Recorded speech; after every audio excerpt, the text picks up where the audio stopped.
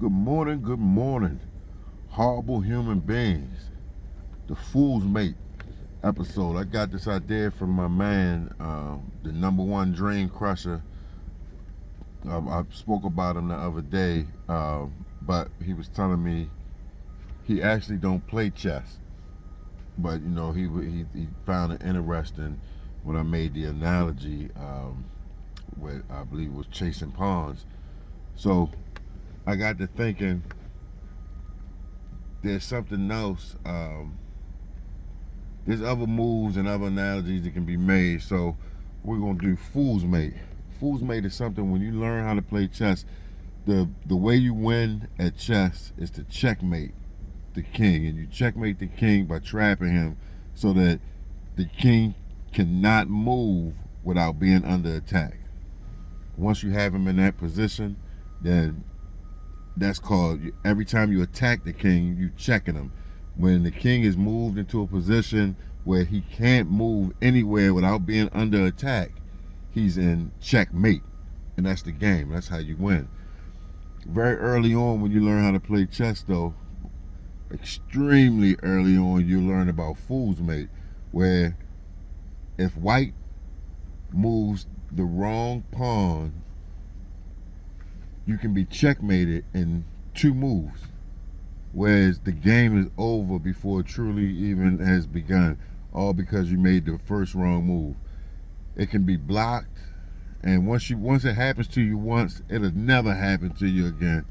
It'll never happen to you again. It's a learning lesson as far as strategy and why your opening moves are important, because all you have to do is make the matter of fact, white moves first in chess, black moves second. All white has to do is make the wrong two moves, and it's over. It's over almost instantaneously. It's like it's almost like a headshot for the it's like a headshot for the white team. Black, it can be done to black even though white has the move first, but it takes three moves. But it's almost just as instantaneous, and it's called Fool's Mate because it only will happen to a very beginner or somebody who has no understanding of the concept or moving. But the way that I linked it to life was, you can make the move whether you were educated or whether you weren't, and end up losing before you even had a chance to put up the fight. And make no mistake, you can always have a poor opening and put up a fight and still become victorious at the end of chess. You can apply yourself at the midpoint or at the end game when things are closing, because you can all it's all about strategy and how you force the other player to react to your moves.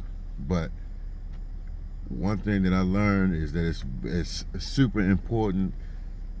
You begin winning from your first move, from your first opening strategies, and rarely will you get somebody to fall into the Fool's Mate, but you start setting your positions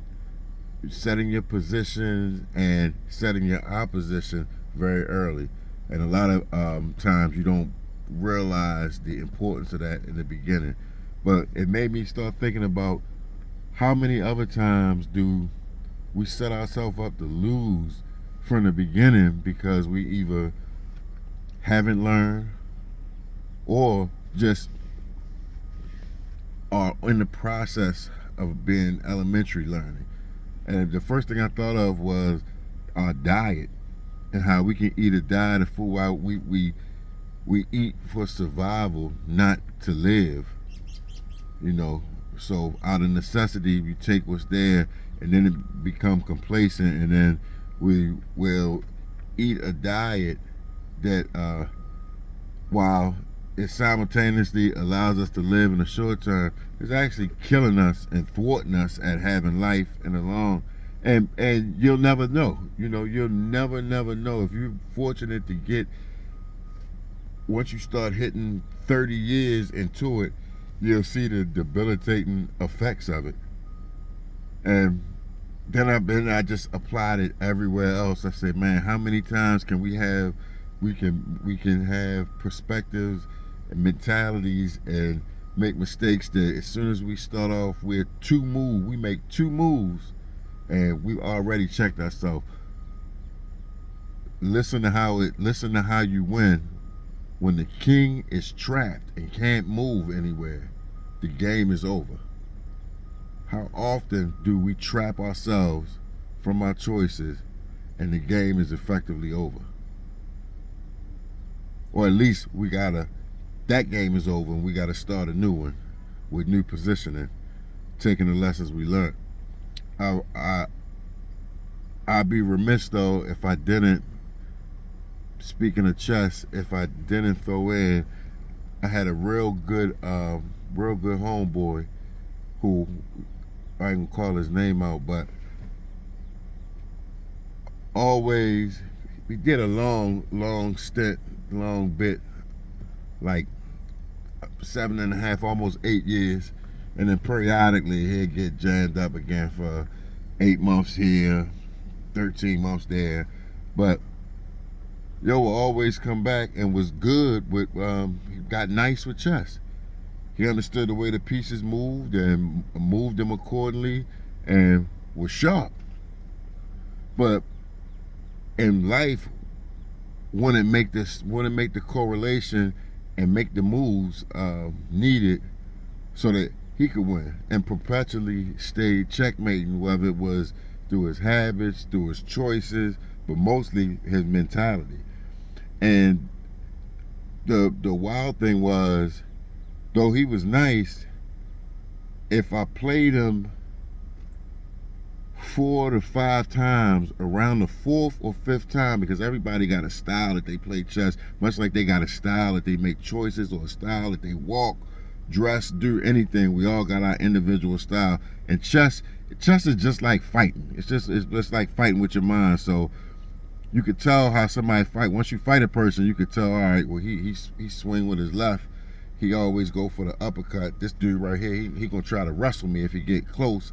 You know that their strategy. So once I played him more than 3 or 4 times, you begin to, like any good fighter in anything, you begin to adapt. And then I realized that I can pick it apart. So around that 4th game, I win. Then the 5th game, I win. Then the 6th game, then it ceased to be fun, because now I see the way to disable your whole defense and your offense and ultimately your strategy. And therein lies that a lesson in which you can't just learn how the pieces move, because after all, it's just a game. Life is life and a game is a game. So if you can't learn the lesson or make the correlation, then you'll just be playing a game. You'll just be playing a game, and you won't be playing a game at all simultaneously. And that's crazy. So this is Horrible Human Beings, the Fools Made episode. Be well. I wanted to say something else about them Harvard Olympics, but I heard that Simone Biles has taken more gold home than anybody in history, and that's pretty dope. That's pretty dope too. So salute to you, Simone. And man, I really hope the American basketball team get it together. Y'all need a DeLorean to go back to 1992. Jesus Christ. But Horrible Human Beings, the Fools Made episode. Be well.